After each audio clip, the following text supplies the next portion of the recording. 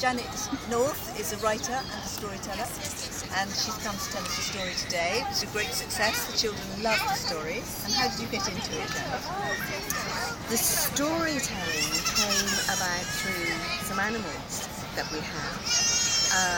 We adopted a couple of kittens, and I used to take them for walks into the woods so that they wouldn't go close to the road. And during that time of getting to know them, they taught me a great deal about being present, and they were so tiny I had to watch them when we were in the wood. And we went for an hour's walk together, and they were so little that I would have to watch the blades of grass moving and listen for their bells. And one day coming back, suddenly there was a story in my mind, and the story just came into being, and it was a story for my sister. So I started writing stories for my sister, who doesn't have animals, and they just brought a new world to life for her. And she could really be in the wood. She was there with the animals, but something magic happened. Something magic happened with the animals and the storytelling, and the wood has become a teacher for me. So I go into the wood and I learn. The trees speak to me, the wind whispers. It's just a magical place, so I've been given that. And when we asked you to come and tell a story for us, you very kindly made a lovely story up.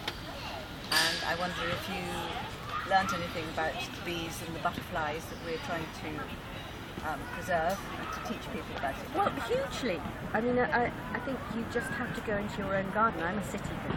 I was born in Bristol and moved into the country and have absolutely no idea about gardening. And there were bees in the garden, and I was frightened of bees. There were also snakes. I was frightened of snakes, so I went to the library and got some books and realised that if I stamped my feet very hard when I was out in the wood, the snakes would go away because they would feel the vibration, and I wanted to learn about the bees so that I wasn't frightened of them. So it's really been about learning to live with nature rather than fighting it. And our garden is on the edge of the wood. When we first moved to the countryside, we used to bag up the dandelion heads and make dandelion wine. Our lawn now is a haven for all wildlife. It isn't a lawn any longer. It's dandelions, and Jack goes to bed at noon, and all sorts of weeds. And it's really understanding that they're all very precious.